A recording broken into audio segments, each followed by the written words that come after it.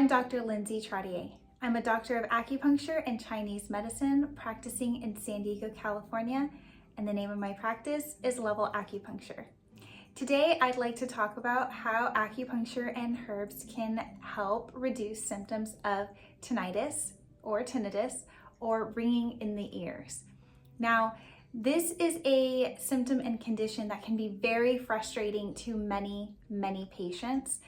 It can get so severe that it is disrupting your daily life.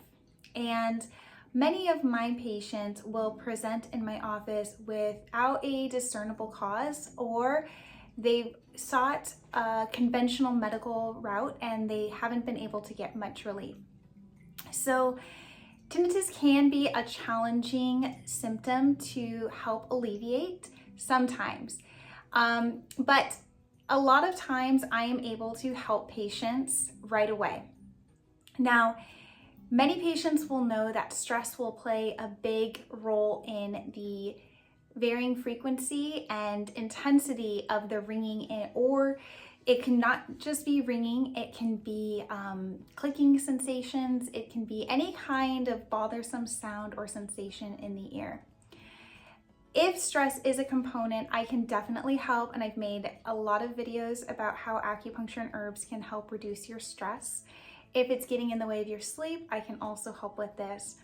Even if it is going along with some kind of hearing loss, I have helped patients with that too. There are some kinds of tinnitus that will be very difficult for me to treat. I won't know until the patient comes in and I can look at them and get a detailed history whether I will be able to help them. In general, though, for many symptoms and conditions, if this is caused by some kind of trauma, or if this is caused by a congenital defect, or if this is caused by advancing age, will this condition ever completely go away?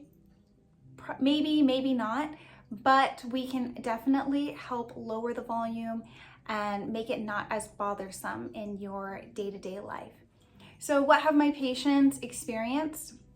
Well, usually most of my patients are not coming in for this as a primary complaint. They're usually coming in for other things, and then they will bring up that they also have this symptom. So for example, I had a patient, he was a man in his 70s who had come in for extreme vertigo.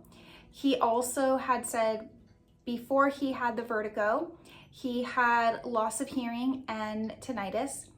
And he noticed that while we were fixing his vertigo, he actually was getting improved hearing, and he noticed that the tinnitus was starting to dissipate. I have another patient who has been coming in for anxiety and stress relief.